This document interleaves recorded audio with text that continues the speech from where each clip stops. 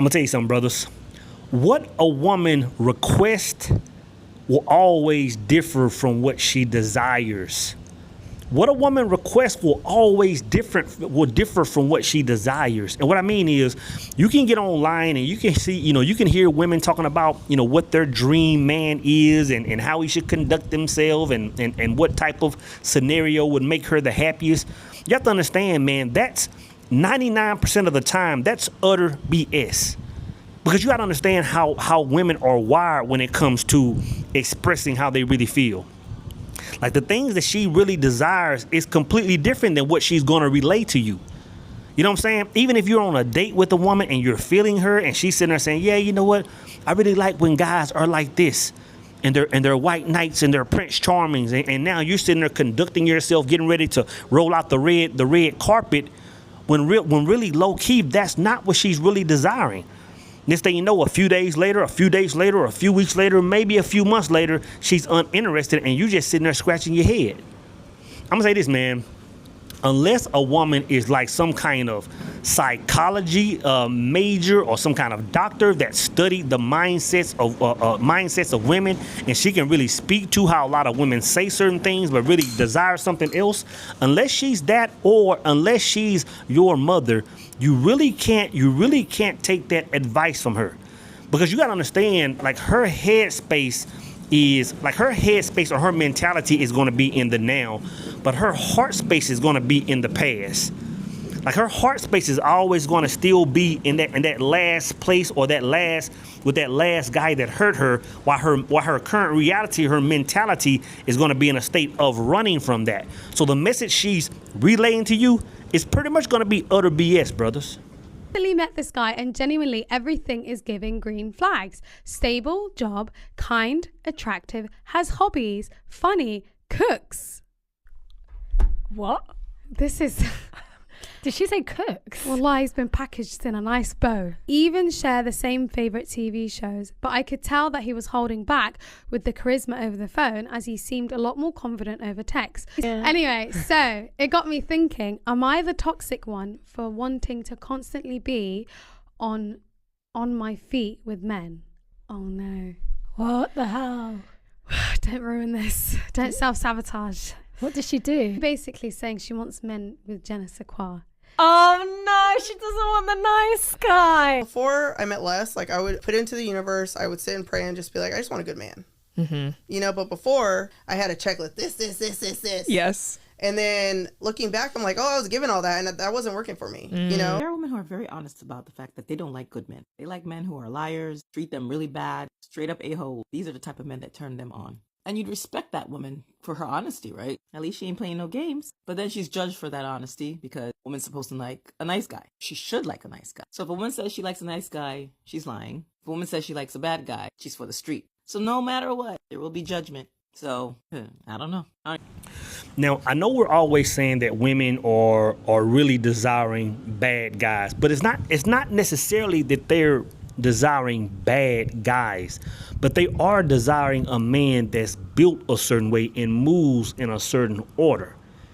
You know what I'm saying? Like, there are women that literally love bad guys, and there's a word for it, man. That word is hybristophilia. Hybristophilia, the clinical or technical term for this phenomenon, sometimes known as Bonnie and Clyde syndrome. And this refers to women that literally love criminals, men that have done crime, women that will literally go and marry men that are doing life in prison, because it's like a fetish of theirs. So that's actually a real thing, that women love bad guys. But for the majority of women, it's not that they love criminals. They just like a man with a certain structure, right? And I would say that man's structure is governed by his hierarchy. Like, he has priorities, and she understands that she's not going to be the highest thing on that totem pole. Like, that's really the man she's talking about. Because when you look at all the men that she entertains, that she really isn't feeling, or all the men that she's like, you know what, I won't even give him a chance. It's a man that doesn't have any hierarchy. It's a man that as soon as he would get with her in a relationship, he would put her on the very top of the mountain and pretty much worship her the remainder of her days. You know what I'm saying? And you got to understand, when a woman is talking about, I don't really like nice guys, she's talking about a man without a hierarchy, man. Like, as much as, going back to what I was saying, like, you really can't go off what women are saying, because a lot of women will get online and make you believe that the thing she really desires is being the top of the top. You would think by listening to them, I want my man to do this. You would think she wants to be at the very top. But brother, I've been saying this for the last 7 years. She doesn't want to be there. And the moment you put her there, it's a wrap. So when she says she wants a bad guy, the first thing she's really talking about is she wants a man with a cause. You know, me and my brothers was just talking about this. Man, I left my water. Me and my brothers was just talking about this in a circle this morning, man. Like, a man without a cause is out of alignment. He's out of order. So when I say a cause, when she comes into your life, she needs to know that your mission, the reason you wake up every day, like your destination, as far as your I am and where you're going, your destination is bigger than the relationship. She understands, she craves that your destination, your cause, is bigger than her, even bigger than yourself. Your call should be bigger than yourself. It should be the first thing that comes into your mind when you wake up, and the last thing that's on your mind before you go to sleep. And if that's in order, she understands that, hey, her position is going to be important, but she's on down the totem pole. That's where she wants to be. Not that she wants to be devalued. It's because she knows that if you're moving like that, then that security she desires is there. She understands that financial responsibility that she wants you to bring to the table is there, because you're moving without a cause. As soon as that's out of order, your whole world crumbles, man. So the first thing is, and like I was talking about this morning with my brothers, man, it baffles me how most men don't have a cause. Like, I'm gonna tell you this, and I'm gonna tell you this: if a man doesn't have a cause, and I'm not going to go through the whole spiel of how to tap in the call. That's a whole nother video. If a man doesn't have a cause, he doesn't have purpose. And if a man doesn't have purpose, it's almost guaranteed that a woman will be his purpose. 9 times out of 10, seeking women and intimacy with women will be his purpose. Alongside of that, his vices will be his purpose. Him hitting the club and being in VIP every Saturday night will be his purpose. You know what I'm saying? And you got to understand that when a woman gets with a man and he's moving like that, it's not that he's just this nice guy. It's that he doesn't even have the capability of being able to tell her we can't do that, because cause and mission is first. So that's what she's really talking about.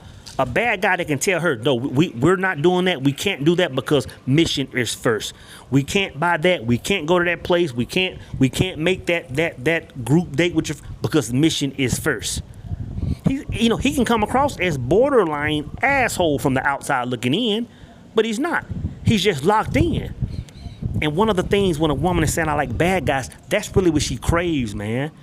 Because these internal boxes inside of a woman, man, like they're checked when a man does that. Will she always be happy? No, her lip is going to drag the ground sometimes when he says no.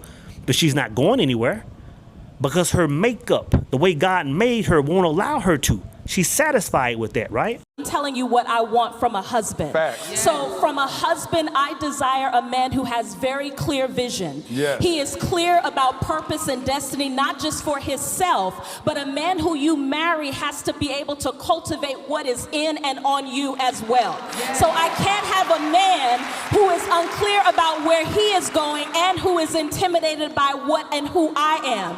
He has to be able to help me cultivate what I am as well. So I desire clear vision. I desire clear purpose. I need definition. I'm not a go with the flow type of woman. I need to know where we going, what we doing, what's the destination. I thrive. Hear this. I thrive when I know what's going on, and I shouldn't have to ask you. I need you to lay out the plan for us. Take me on a drive. So the second thing is, of course, cause is one. The second thing is, and again, I'm talking about how a man should move. Again, not listening to what women say, but how a man should move is he has to be a man that prioritizes time. And again, puts that woman in her proper position when it comes to your time. Because again, if you listen to women, whether it's on the gram or the internet, whatever, or if it's even the woman that you're in a relationship with, if you listen to that woman, man, you'll begin to think, you'll begin to believe that your responsibility or you making her happy is you spending every waking moment with her. You wake up and you're rubbing her down. When you go to work, you're texting her all day. You know what I'm saying? When you get home, you're giving her that same energy. And when you go to bed, you're rubbing her back until everybody falls asleep. You would think, and a lot of guys subscribe to this, you would think that's how you're supposed to conduct yourself. Women get online and make it seem like, no, I want all this energy from him. It's not that she wants all that energy. She just wants a little recognition. But the moment you overgive and can't really manage or diversify your time as far as what goes towards her and what goes toward the cause, brother, it's over with. You want that man calling you 10 times a day. Why are you going to accept somebody to call you 2? You know what I'm saying? And that's me. I need you on my line. I need to see and feel the intention. And if I don't feel it, I feel off. And I just be like, you don't like me enough.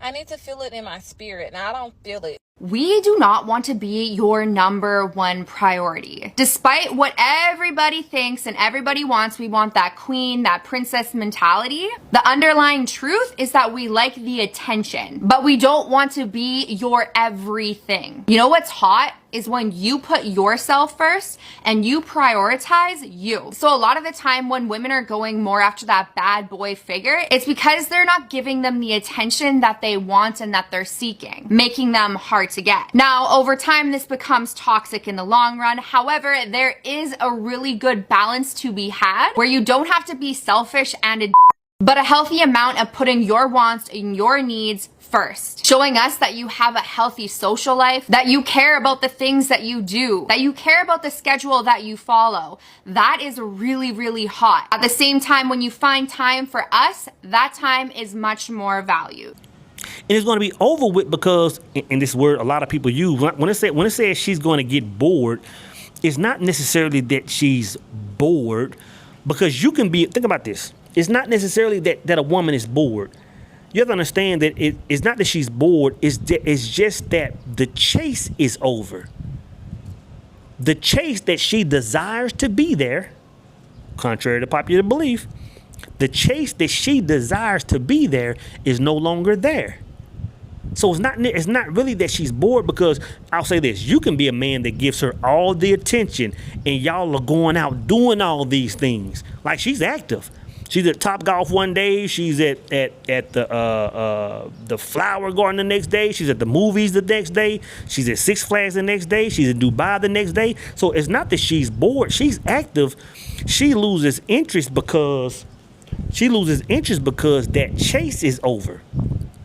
It's almost like the lion chasing the animal, and they want the animal that's alive, and they'll bypass the one that's dead, the one that's playing possum, because there's no sport in that. They don't want to entertain that. They want to entertain the animal that's running, like that's part of the game. So you have to understand, man. You have to understand. You have to prioritize your time. You have to be able to tell your woman like, babe, I love you. We're gonna spend some time together. But right now, like this particular weekend, this particular Saturday night, like I have to work. I have to be getting it in. And if you don't have the ability to say that, man, your woman it's like she's not even gonna have faith in your ability to lead. And it can fall up under the title of being bored, but it's really a loss in your ability to be the man of the relationship. She won't even sleep at night knowing that you'll sacrifice the whole mission just to give her an hour of your time on a night that you need to be doing something else. I'm telling you, man. But again, you can get online and some of these baddies, will lead you to believe, man, that's not the play. You know what I'm saying? That will lead you to believe that's not the thing, man. Like, you have to understand, like, a woman, she never really wants to be your star player. And maybe that's not how I want to say it. She never really wants to be the star of the game. Which means she wants you to value her. She wants you to shower her with love. But she wants that I'll call it chaotic energy shifting of getting your love and then not having it. Getting your love and not having it. Then she'll value it. But if she's always getting it, there's no value to it. You know what I'm saying? Like, in other words, if you're coaching a football team, the woman in your life doesn't want to be the starter. She wants to be on the sideline sometimes. Then she wants you to put her in the game. She wants to be on the sideline. Then you put her in the game. If you make your woman the starting QB, oh, brother, she's going to play for another team in a matter of time. She doesn't want that much attention. Because, again, she understands that you really can't lead, man. You really can't lead like she needs you to, man. And the third thing is this, man. Again, the thing that could always seem to fall up under that a man needs to be a bad boy, but it's not being a bad boy, it's just being a man that's structured by his hierarchy. And that thing is, you have to be a man that's willing to walk alone. I hope that music ain't too loud for y'all. Somebody playing some music somewhere around the corner. But you have to be a man that's willing to walk alone. And what I mean by that is, like, love your woman, cherish your woman, spoil your woman, take care of your woman, but never get to the point, on any degree, never get to the point where your life can no longer function if she's not there. Or that you've gone so close, you've grown so close to her that now you're willing to sacrifice the mission. Never get there, bro. She doesn't even want to be that close. Like she won't even respect you. She won't even give you that reverence that you need if she doesn't know that for 100%. If this man has to, he'll cut me off without even thinking about it. Yes, this man plans on loving me till death do us part. But if he has to cut me off, he won't think twice about it. If I jeopardize his mission, if I change his frequency, if I'm trying to always alter his state of being, this man will cut me off in a matter of seconds. And a lot of y'all don't operate like that. A lot of y'all give y'all woman so much energy where it's like, baby, you know, like I literally can't function without you. That's not a healthy space, man. Like, I'll say this, like a lot of men, when I say that you can't function without her, man, it's twofold. It's two different conversations, right? Like, on one hand, there are a lot of men, and to be honest, man, I can say that many, many moons ago, maybe in my 30s, I went through a period of this. There are many men that, for whatever reason, they're dependent on women in relationships. Like, there are some men that can't be single. Like, if you break up with somebody, you gotta be with somebody else. If you stop talking to somebody else, you gotta be with somebody else. If this one cheat on you, you gotta leave that situation and jump in somebody else's life. That's a trauma. That's a codependency, man. That's a needy energy, man, that I'm telling you, women can pick that up.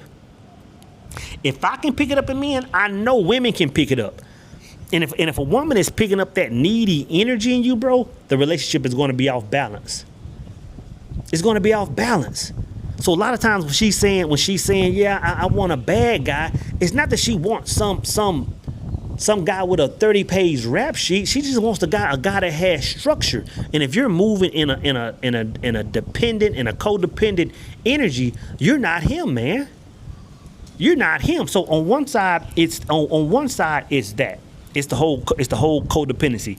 But on the other side, and I need y'all to hear this part, man. This is crucial. On the other side, it's a financial obligation that's keeping you from being able to walk away. Right? Now, I believe that two people should come together and build a life together. I believe coming to be one and all that stuff. But men, listen to what I'm saying and hear me out. Never put your life in a situation, and I'm talking about you buying homes and cars and that. Never put yourself in a situation where you can't maintain your current lifestyle by yourself. I'm not saying wifey shouldn't pitch in on the mortgage if that's how y'all operate. I'm not saying that money, but I'm saying whatever your life is doing, never put yourself in a situation where you can't maintain that, your way of living, by yourself. Because yeah, it may be peaches and cream, and she may never say this, but on the deepest of levels, when you get to talking about her instinct, when you get to talking about her nature, something is going to always be saying like, yeah, I know this man loves me, but this man actually needs me. Like if I'm out the picture, his world actually crumbles.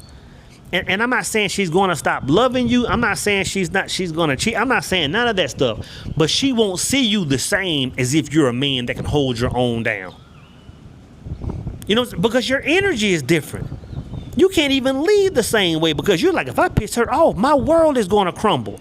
If I piss her off, this brand new 2026 Chevy Silverado I just bought, or this new crib we just built, it's gone. Which means you need to structure your life a certain way. I don't care if she comes in and y'all's income doubles. That don't mean go buy bigger and better. That means y'all just need to be investing a bigger amount. Because you need to be able to move in a manner where you can hold your own down. And not just for the sake of you holding your own down, for the sake of your energy is doing something else. Your leadership ability is doing something else. Your ability to say no to her and we can't do that is doing something else. You know what I'm saying? So make sure you're a man that's able to walk alone, bro. That's able to walk alone. Which brings me up to another point. Like a lot of times she knows that you can't walk alone. I'm gonna say this, and this just crossed my mind. It's because I'm trying to think how to say this in the most PG of ways. Is because she knows that you crave the yoni too much.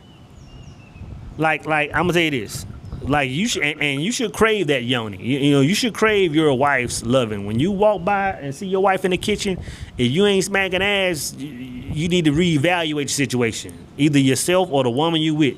If you ain't all about spending that intimate time with her, you should really evaluate who you with. If you aren't really turned on by your woman and want to be with her on a regular basis, you should really evaluate, yourself and who you with, right?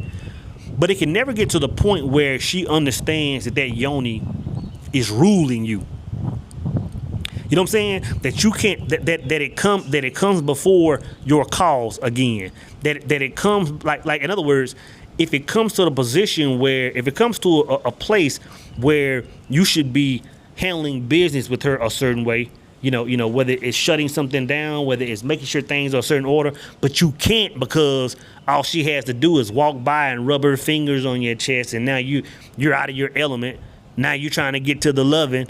Man, I'm going to tell you, man, and again, a woman may never say this, and I'm not saying it's going to be the means of divorce, but she's going to lose a little bit of something for you knowing that the yoni controls you that much. I don't even believe a woman can really trust a man that's controlled that much. Because I would imagine, and I'm not a woman, but I would imagine if I had a man, let's just swap it up. If you had a woman and she couldn't control I'm not going to say that. I'm not going to say it like that because if you're doing what you're supposed to do, a woman should be conducting herself a certain way. So let's say go back to the first scenario. If you're a man, you can't control yourself, man, then your woman is going to assume that, hey, when you leave this house and you by yourself, I'm going to assume you wilding out. I'm going to assume that if you see something and it's thicker and it's slimmer or if it's taller and it's hotter, you're not going to be able to conduct yourself. So if you're by yourself, you're probably wilding out. So a woman probably won't even trust you if you moving like that, man. All I'm trying to say is this, man. all I'm trying to say is I know a lot of men, mainly younger men, but a lot of men of all ages will get online and hear women talk about, yeah, you know, I think a man should be a white knight and a Prince Charming and should conduct himself like this. And if a man does this, like I'll love that man till death do us part. And you're hearing that saying, oh snap, let me compose my identity to match her sauce. And you're going out in the world like this, and women are shooting you down, and you're saying, man, why do all these men get the women, but I don't? It's because you're listening to what she's saying instead of knowing what her nature responds to. I'm gonna tell you this: these women these men that women say, these white knights that women speak of, oh, I wish I had a man that did like this. Trust me, man, they have a DM, they have emails and text messages from men that are miles long that will give them that instantly. But they're not attracted to those men. I'm gonna say it again. The men, when a woman is getting online and saying, hey, I want a man that's gonna text me all day, or a woman is getting online and say, you know, I want a man to treat me like I just fell from the skies of heaven. All of these women, every single one of them have a handful of men that will give them that today. A lot of the men that are commenting under their pictures and stuff will give them that today, but they don't like that man. They don't want that man. Why? Because that man is aligned with their current mindset, but he's not aligned with their heart space. He's aligned with what they're saying, but he's not aligned with what they're desiring, brothers.